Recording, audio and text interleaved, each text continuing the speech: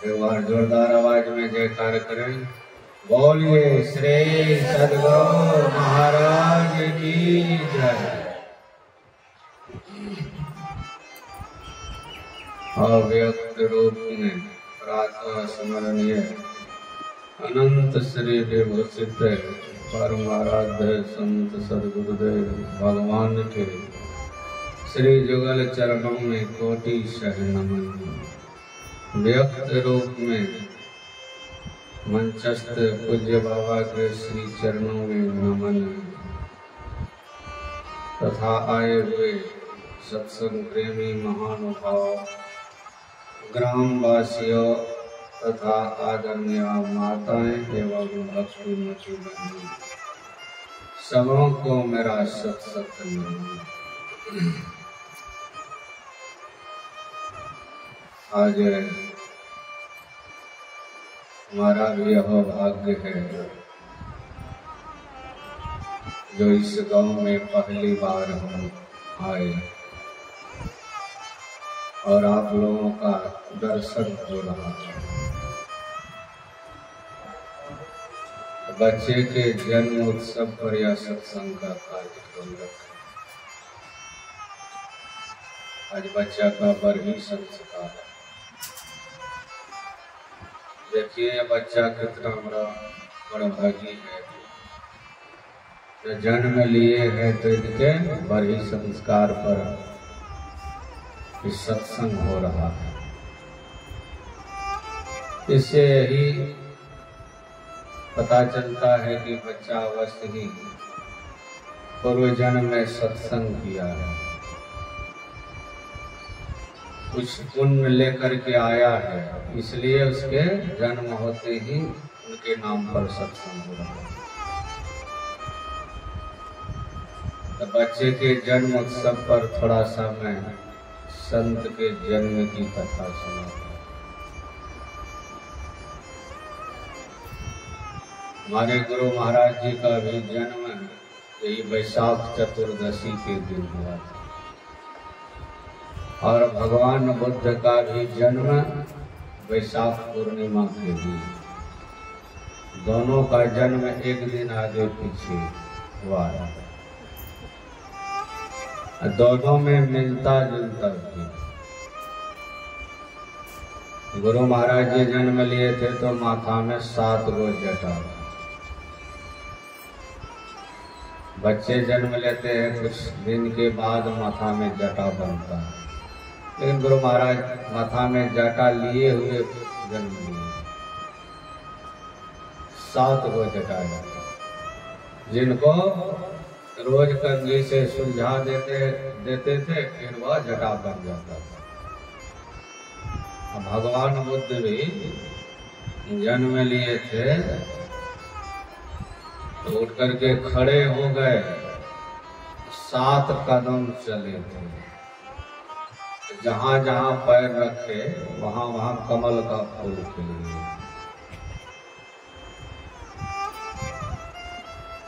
ये महापुरुष लोग कई जन्मों से सत्संग भजन करते हुए आए थे। तो ज्योतिषियों को बुला करके दिखाया था गुरु महाराज जी को।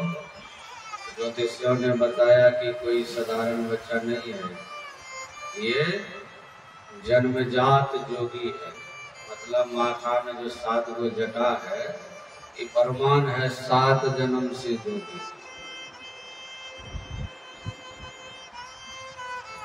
तो उसी तरह राजा शुद्धोधन ने भी बहुत से ज्योतिषियों को बुला करके दिखाया बच्चे के भाग्य रेखा को। उससे पहले एक महात्मा जी भविष्यवाणी करके चले गए। भगवान बुद्ध का जन्म हुआ तो सवेरे सवेरे महात्मा जी दरबार में पहुंचे। तो राजा ने कहा महात्मा जी क्या चाहिए बोलिए। कहा हमको कुछ नहीं चाहिए, कल जो बच्चा जन्म लिया है उसका दर्शन करा दीजिए, चले गए। तो महात्मा जी को ले गए, बच्चे को देख करके बड़े प्रसन्न हुए। महात्मा जी हंसने लगे, हंसते हंसते फिर रोने लगे। कभी हंसते हैं तो कभी रोते हैं। तो राजा ने पूछा, महात्मा जी आप बच्चे को देख करके पहले हंसे, इसके बाद रोने लगे, कि कभी हंसते हैं तो कभी रोते हैं, कारण क्या है? तो महात्मा जी कहते हैं, देखिए राजा कि बच्चा कोई कच्चा नहीं है। 549 बार लगातार जन्म मरण के चक्र से छूटकर निर्माण पद को प्राप्त किया है। ऐसे संतों का जो दर्शन हो रहा है, इसलिए मैं फिर रोते क्यों हैं? तो महात्मा जी ने कहा, मैं इसलिए रोता हूँ कि कल सवेरा होते होते मेरा जीवन लीला समाप्त हो गया। तो महात्मा जी भी कह के चले गए थे। तो राजा के मन में संदेह हो गया, निर्माण पद को प्राप्त किए हुए ये बच्चा है, ये महान है, चले तो 7 कदम तो साधु कमल का फूल। तब बहुत से ज्योतिषियों को बुलाया, सब ज्योतिषियों से कहा कि बच्चे के भाग रेखा को ठीक से देख करके बताओ, जो बताओगे आगे चल करके वैसा हुआ तब तो ठीक है, नहीं तो सबको कारागार में डाल देंगे। तो ज्योतिषियों ने हस्तरेखा देख करके आपस में पहले विचार किया कि राजा है, कारागार में दे देगा, इसलिए दोनों बात सुना दिया जाए, दो में तो एक बात होगा। कहा महाराज ये बच्चा आगे चल करके बनेगा तो चक्रवर्ती सम्राट बनेगा, ये साधारण राजा नहीं बनेगा, चक्रवर्ती राजा, नहीं तो जोगी फकीर हो जाएगा। ये दोनों बात सुना था। फिर राजा के मन में संदेह, शंका खड़ी हो गई कि राजा बने तब तो ठीक है, कहीं साधु संत बन जाए तो इतना बड़ा राज्य को कौन संभालेगा। इसलिए राजा कुछ व्यवस्था करने में लग गए ताकि इसको वैराग नहीं हो, साधु संतों की संगति नहीं हो, उनका दर्शन नहीं हो, ये साधु संत नहीं बने, ऐसी निगरानी में रखने लगे। थोड़ा सा बड़ा हुआ तो मंत्रियों को आदेश दिया, एक सुंदर राजभवन बनवा। कुछ समय लगा, सुंदर राजभवन तो बना करके तैयार किया गया। जब भवन बनकर तैयार हो गया तब राजा ने मंत्रियों से कहा, जाओ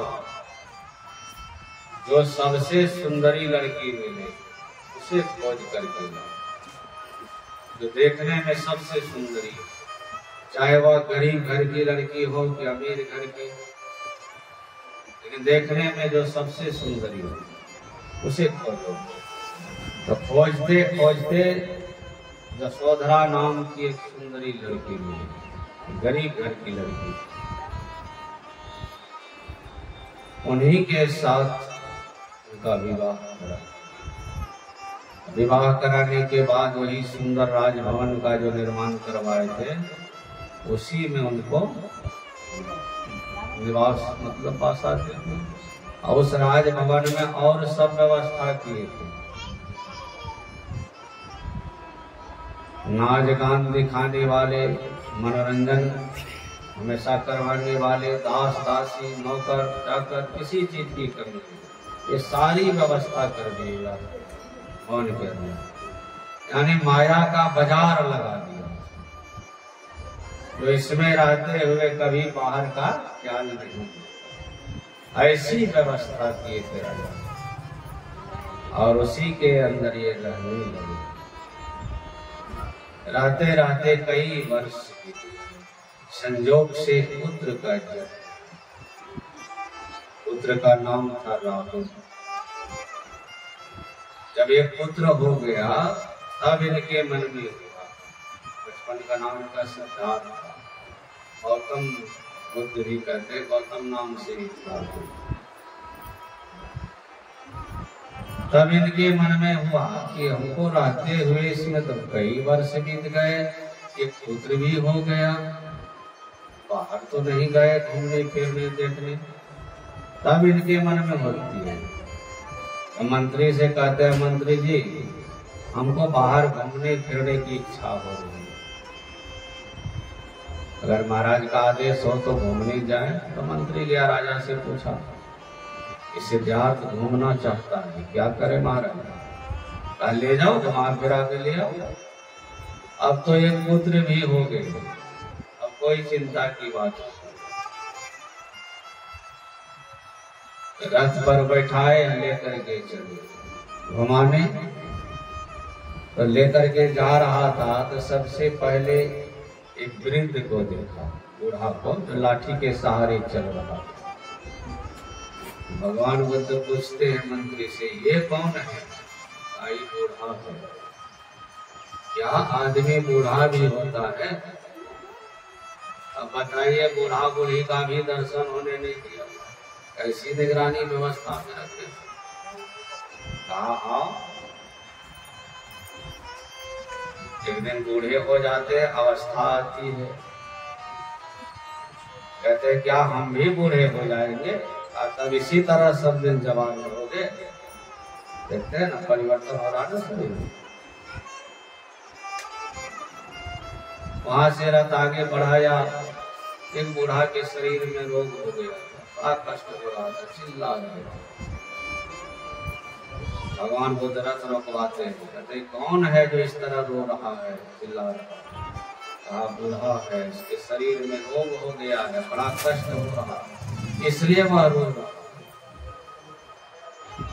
भगवान बुद्ध कहते क्या शरीर में रोग भी होता है? मंत्री कहते हैं हाँ, जब बूढ़े हो जाते हैं तो काफी बात घेर लेता है, सारी इंद्रियां कमजोर हो जाती है, शिथिल हो जाती है, आंख से दिखाई नहीं देता है, कान से सुनाई नहीं पड़ता, चल फिर नहीं पाते, शरीर में रोग भी होता है, मन में घूमने लगता, ये कष्ट होता है अंत में। चल फिर नहीं पाते हैं, दिखाई नहीं देता है, सुनाई नहीं पड़ता है कान से, उठ बैठ नहीं पाते हैं। इस बात को सोचने रथ लेके जा रहा, देखा सब यात्रा। भगवान बुद्ध देख करके घबरा गए और मंत्री से पूछते हैं ये सब कौन है, कहाँ जा रहे हैं? कहते हैं ये बूढ़ा का शरीर छूट गया है, उसी को ले जा रहे दाह संस्कार करने शमशान घाट। उसी के सगे संबंधी लोग हैं, सब परिवार के लोग हैं। भगवान बुद्ध कहते हैं क्या एक दिन जाना पड़ता है संसार से? कहा हाँ, जो आए हैं उसको जाना, आज तक कोई रहा नहीं। वही भगवान बुद्ध को वैराग हो गया, रथ पर से उतर गए।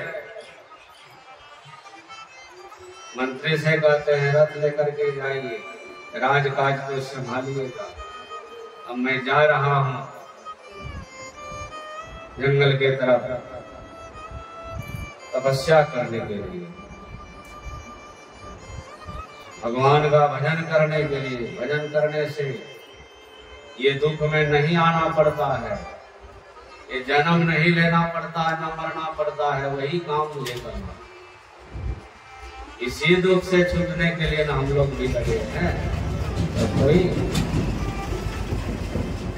रथ को भाई से लौटा दिया, अब भगवान बुद्ध चले गए। एक बड़े ही कामिल फकीर मिले इसे, उनके गुरु का नाम था इसाक फलाव। कई ग्रंथों में खोजते खोजते तब उनके गुरु का पता चला, नाम मिला। ये 2500 वर्ष पहले इस बिहार की धरती पर आए थे और उनके पास गए ये भजन करने की युक्ति जान, वेद को जान करके भगवान बुद्ध कहाँ चले गए? ये बोध गया। वही वट वृक्ष के नीचे बैठ करके ध्यान करने लगे। मंत्री आया, राजा से कहा, सिद्धार्थ कहा तो चला गया जंगल की तरफ। ले चलो, कहाँ से लौटा करके लाए? यहाँ से गए राजा साहब स्वयं लौटाने। कहा काम तो राजमहल में भी रह करके हो सकता है ना, वहां भी सारी व्यवस्था कर दी जाएगी, तुम वहीं रह करके भोजन करना, ध्यान भजन खुद करना। कई बार राजा ने कहा, लौटाने के लिए बहुत प्रयास किया, लेकिन भगवान बुद्ध नहीं लौटे। कहा ठीक है, जब आप जाने के लिए कहते हैं राजमहल, तो 3 शर्त मेरी पूरी कर दीजिए तो मैं चला जाऊंगा। अब बोलो कौन सा शर्त है? कहा पहला शर्त है, मैं कभी बूढ़ा नहीं हूं, मेरे शरीर में कोई रोग कभी नहीं है, और मैं कभी नहीं मरूंगा। ये 3 चीज है किसी के बस में? राजा ने कहा बेटा मैं तो ये नहीं पूरा कर सकता हूँ। जब ये 3 चीज आप नहीं पूरा कर सकते हैं तो आप लौट करके जाइए, राजकाज को संभालिए। और नहीं लौटे, वहीं पर तपस्या करके भगवान बुद्ध ने निर्वाण और सृष्टिकर्ता को ललकारा, जय सृष्टिकर्ता, तूने मुझे 549 बार ये लगातार जन्म मरण के चक्र में भेजा। इसके पहले तो कितने जन्मे हैं, मरे हैं, ठिकाना। अब तुम्हें मैं पहचान लूंगा, अब दोबारा तुम इस शरीर को नहीं बना सकते। ये बनाने वाला कारीगर को पहचान, वही पहुंच गए।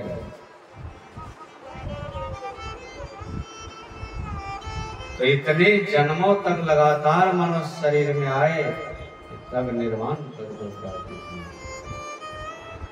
हम लोग आ जाते, भजन भेद लेकर के थोड़ा दिन ध्यान करते हैं, कुछ नहीं पाते हैं ना, कुछ ना देखते हैं, छोड़ देते हैं।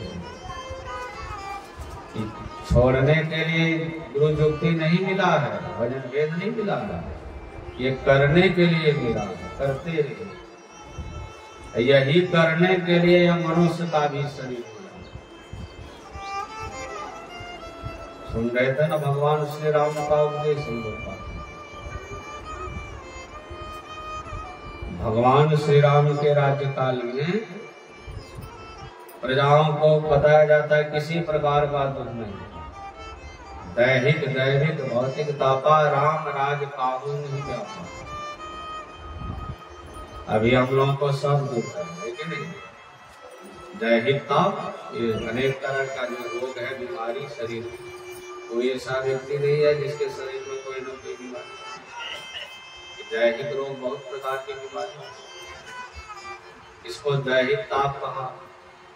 दैविक ताप भी कम नहीं है, कभी बाढ़ आ जाती है, कभी भूकंप हो जाता है, आंधी तूफान वज्रपात होता है, उसमें भी लोग मरते हैं। ये सब दैविक ताप। भौतिक ताप भी कम नहीं है।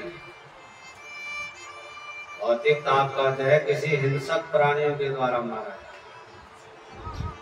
जैसे सांप के दंश करने से, बिच्छू के डंक मारने से लोग मर जाते हैं। कोई हिंसक पशु से कहीं पल्ला पड़ गया, उसमें भी लोग मारे जाते हैं। ये रोड सड़क पर चलते समय, पार करते समय एक्सीडेंट जो होता है, दुर्घटना, अभी सबसे विशेष हो रहा है। ये सब क्या है? भौतिक ताप। कहते हैं भगवान राम के राज में सब दुख नहीं था, प्रजा लोग बड़े सुखी थे, प्रजा लोग इतने पुण्य करते थे, पुण्य के प्रभाव से प्रकृति भी उनके अनुकूल हो गए थे। किसान जब जल चाहते थे वर्षा होती थी, धूप चाहते थे तो धूप। अभी हम लोग का कोई बात सुनता है? देखिए अभी मकई का फसल सब बर्बाद हो रहा, पछिया झोंक रहा। जब वर्षा का काम न तो भेरी वर्षा, लेकिन किसान लोग जब वर्षा चाहते थे वर्षा होती थी, धूप चाहते थे धूप। सब आपस में परस्पर मेल से रहते थे, प्रीति करते थे। ये भगवान राम के राज्य की बातें पुण्य करते थे विशेष। अभी इसका मतलब है लोग विशेष पाप कर रहे, पुण्य कम कर रहे। तो प्रजा लोग बड़े सुखी थे। भगवान श्री राम स्वयं राजा थे, सबका न्याय करते थे, पालन करते थे। यहाँ तक कि पशु पक्षी का भी न्याय करते थे। इसलिए भगवान राम की राज की इतनी चर्चा है, प्रशंसा करते हैं। सब प्रकार से सुखी थे तो भगवान को फिर उपदेश करने की आवश्यकता क्यों? भगवान मन में सोचते हैं कि प्रजा लोग सुखी तो हैं, लेकिन कब तक सुखी रहेंगे? जब तक इस शरीर में, मनुष्य शरीर में तो सब दिन नहीं रहेंगे। एक दिन यह शरीर तो छोड़ेंगे। कहीं शरीर छोड़ने के बाद अधोगति में न चले जाए। मनुष्य शरीर के अलावे जो भी शरीर है, ऐसे बढ़िया सुख सुविधा है उसको।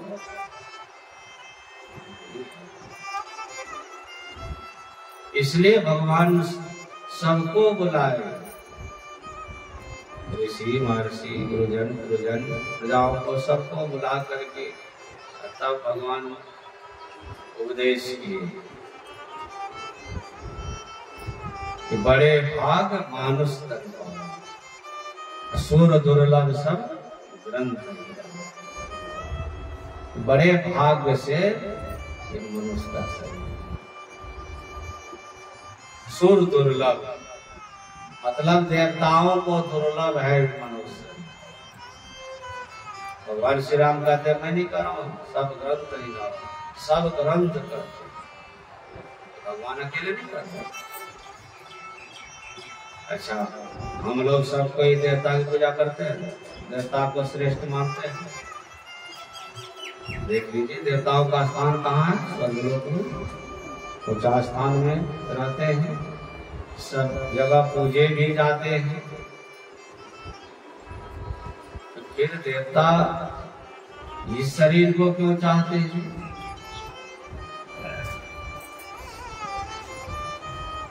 कारण है देवताओं को जो शरीर मिला वह केवल भोग योग। हम लोगों को जो मनुष्य का शरीर मिला है, ये भोग जोनी और कर्म जोनी दोनों। इस शरीर से हम लोग कर्म करके, साधन भजन करके देवता क्या ईश्वर बन सकते हैं। बन गए ना। जो संत लोग इस राह से चले, अपने अंदर अंदर साधना करके ईश्वर को प्राप्त करेंगे, स्वयं ईश्वर बने। लेकिन देवता ये काम नहीं कर सकते, क्योंकि देवताओं के अंदर यह जुगाड़ नहीं है, यह समान नहीं है। साधन धाम मोक्ष कर द्वारा पाए न जी पर। मनुष्य का शरीर साधनों का घर है, इसमें मोक्ष का द्वार है, देवताओं के शरीर में नहीं। तो देवी देवता भी आवागमन में पड़े हुए हैं, उनका भी जन्म होता है, मरण होता है। इस तरह हम लोग आवागमन में हैं, इसी तरह वे भी आवागमन में। तो देवी देवता भी चाहते हैं कि मनुष्य का शरीर मिल जाए ना, तो हम भी साधन भजन करके मोक्ष को प्राप्त कर लें, ये जन्म मरण के चक्र से छूट जाए। इसलिए देवता ही शरीर चाहते ही नहीं, तरसते हैं। जो महर्षि साई स्वामी जी महाराज का वचन है, तरसते हैं जिसके लिए देवता, इसकी महिमा है कैसी तुम ही को पता। इसकी महिमा कैसे है इतनी महिमा है इस शरीर की। ये देवता इस शरीर की लायक रहते हैं, तरसते रहते हैं, हम लोग इसके देवी देवता इस देवी देवता को बाहर में खोजने जाते हैं या पूजा करते हैं, वह सब तो हम लोग इस शरीर के अंदर में ज्ञान संकलनी तंत्र में आया है। दे आस्था सर्व देवता, दे आस्था सर्व विद्या, दे आस्था सर्व तीर्थानी, गुरु वाक्य न। इसी देह में सब देवता मर। तो स्वामी जी भी रामायण में लिखे, इंद्र द्वार झरोखा नाना, तहाँ तहाँ सुर बची करे खाना। ये सब इंद्रियों के द्वार पर देवता बैठे। इस शरीर में बैठ करके बाहरदारी का काम कर रहे हैं। जिस तरह हम लोगों को सुरक्षा के लिए सरकार खाना बनाए हैं, प्रशासन दिए हैं, उसी तरह इस शरीर के सब इंद्रियों के घाटों पर देवता बैठे हैं, इस शरीर की सुरक्षा कर रहे हैं। सब देवता इस शरीर के अंदर निवास कर रहे हैं। सब विद्या भी इसी शरीर के अंदर मौजूद। सारे तीर्थ, लेकिन वेद क्या कहते हैं? गुरु वाक्य न। बिना गुरु के ज्ञान से, बिना गुरु के उपदेश से इस लाभ को नहीं पा सकते। इसलिए गुरु करने की आवश्यकता। बिना गुरु के न ज्ञान होगा, न बिना गुरु के ध्यान होगा। तो जब न ज्ञान होगा न ध्यान होगा तो हम लोग मोक्ष को कैसे प्राप्त करेंगे? इसलिए गुरु की आवश्यकता है जीवन में। जब तक गुरु नहीं करेंगे, गुरु की सेवा नहीं करेंगे, गुरु के बताए हुए मार्ग पर नहीं चलेंगे, तब तक इस लाभ को नहीं पा सकते। इसलिए गुरु की आज्ञा पर चलिए। गुरु की भक्ति, साधु की सेवा, बिन नहीं कछहु पाई। तुम आज कहते कुछ भी नहीं पा सकते। तो गुरु इस शरण में जाए, युक्ति को जाने, जान करके सब कोई युक्ति मुताबिक साधन भजन करें, सत्संग करें। इसी से ये मनुष्य शरीर पाने का सार्थक होगा। नहीं तो फिर यह शरीर से कहीं छूट गए, लक्ष्य 84 ब्रह्म के पांव पर अटके आए, यम की पासा न पड़े तो फिर 84 जाए। कहानी में जाएंगे ना, बड़े भाग से तो शरीर मिल गया, अगर इस शरीर को कम से कम बचा के भी नहीं रख सके तो शरीर छीन लेगा। इसलिए ना बेसी फायदा कमा सके तो कम से कम पूंजियों को बचाने का प्रयास जरूर करें। पूंजी क्यों, कुछ करके जाए। बड़ा भाग्य से ही मौका मिला है, अवसर मिला है, ऐसे अवसर को सो करके मत गमाइए। सो करके जन्म गमाया फिर न इधर उधर मत भटको रे बंदे, नाहक जन्म गमाए। इधर उधर जब भटकते रहेंगे ये मौत नहीं शरीर ला जाएगा। इस समय हाथ से निकल जाएगा, तो अंत समय में दोष नहीं। दोष देने से क्या होगा? सो परत्र दुख भावई सिर धुनि पछताए, काल ही कर्म ईश्वर ही मिथ्या दोष लगाए। भगवान श्री राम कहते हैं जीवन में करते तो नहीं है भजन, अंत में जब घाट पर लेट जाते ना, अब उस समय नहीं बचा करने का, तो लेटे लेटे पछताते हैं, सिर घूमते। और उस समय दोष लेते, काल मन समय, इस समय को दोष देते, भगवाने को दोष देते। भगवान अभी क्या कर रहे हैं? भजन नहीं कीजिए। भगवान तो स्वयं उपदेश कर रहे हैं, सबसे कह रहे हैं यह शरीर बड़े भाग से मिला है, भक्ति भजन कर लीजिए। करते तो नहीं है जीवन काल में, अंत में सिर धुलते हैं, पछताते हैं, भगवान को दोष देते हैं। भगवान का कोई दोष नहीं है, स्वयं हम लोगों का दोष है। इसलिए भजन में देर न करें, भजन आतुरी कीजिए। और बात में देर, और बात में देर, जगत में जीवन थोड़ा, मानुष तन धन जात है, घोड़ धरी करो निहोरा। 5 महल के बीच पवन एक पंछी रहता, 10 दरवाजा खुला उड़न को नित भी जाता। भज लीजिए यही में भला है, आवागमन छुटे मिटे जन्म की कल्पना। पलटू अटक न कीजिए 84 घर फेर, भजन आतुरी कीजिए और बात में देर। हम लोग इसका विपरीत चलते हैं, पहले कामें करते हैं तब भजन को पीछे, या काम करने में कहीं लग जाते हैं, लगे रह जाते हैं तो क्या होता है? भजन को छोड़िए देते हैं। लेकिन नहीं, पहले भजन कीजिए फिर काम कीजिए। और गुरु महाराज बड़ा अच्छा युक्ति बतलाए हैं कि खेती बाड़ी जो भी काम धंधा है सबको कीजिए, बाल बच्चों का भी देख रेख कीजिए।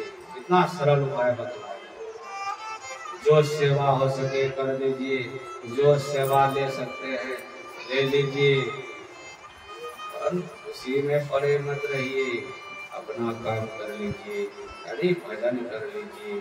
आपका संसार का भी काम हो जाएगा और परमात्मा का भी काम हो जाएगा, लोग परलोक दोनों बन जाएगा। यही आप लोग की सेवा में सुनाए, मेहरबानी की विराम देता हूँ। देखिए बच्चे के नाम पर यह सत्संग हुआ है, बड़े पुण्य का काम हुआ है। इस ज्ञान जग से बढ़कर के कोई जग नहीं है, ऐसे जग इनके नाम पर हुआ। तो मैं आराध्य से बच्चे के लिए मंगल कामना करता हूँ। बच्चे चिरंजीवी हो, संस्कारी हो, आगे चल करके पढ़े लिखे फूले फले, साथ ही साथ पूरे परिवार और आप सबों के लिए भी मैं हार्दिक से मंगल कामना करता हूँ कि सबका जीवन सुखमय हो, मंगलमय हो और इसी तरह सत्संग के प्रति श्रद्धा लगन लगा रहे, सत्संग करते रहे। और ये प्रेम से श्री सद्गुरु महाराज